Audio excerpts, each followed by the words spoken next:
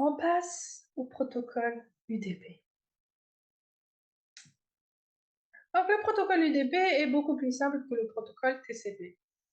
Pourquoi? Parce qu'il est sans connexion. TCP est un protocole avec connexion. Donc, ici, c'est aussi un protocole de la couche transport. Il a pour objectif de livraison rapide des données. Il n'y a aucune formalité de début ou de fin de connexion. Et l'entête, elle est sur 8 octets. L'entête, il va y avoir dans les 2 premiers octets, c'est le numéro de port source, ensuite le numéro de port destination, la taille, et enfin le checksum. Donc, vous avez déjà vu ça auparavant, mais on va revoir. Quand on a, pour un port ouvert ou filtré, quand il y a l'envoi d'un datagramme UDP, il n'y a pas de réponse. Quand le port est fermé, que j'envoie un datagramme UDP, il va y avoir une réponse ICMP de type 3 pour dire Port Unreachable. Alors, cette réponse est possible que si, bien sûr, on ne filtre pas les paquets, en fait, s'il n'y a pas de filtrage de paquets ICMP. Parce que dans le cas où c'est filtré, s'il y a un filtrage, on retombe sur ça, sur ce cas.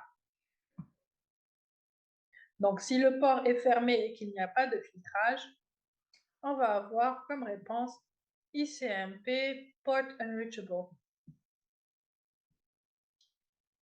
Donc, pour la détection d'un scan de port UDP,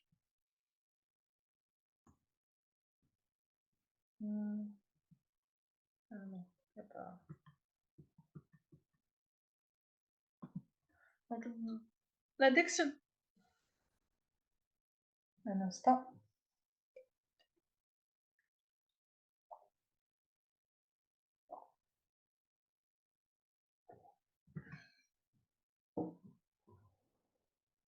En fait, à quoi ça va nous servir de détecter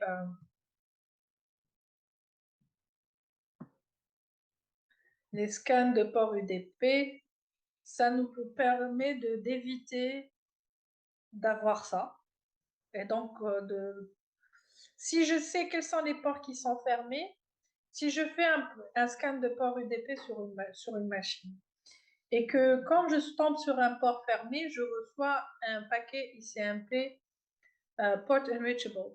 Et quand je tombe, et si j'envoie vers un paquet, je reçois pas, vers un port que je ne reçois pas de réponse, mais que sur les autres ports, je reçois une réponse ICMP Port Enrichable, je peux en déduire que le port qui n'a pas répondu est probablement ouvert.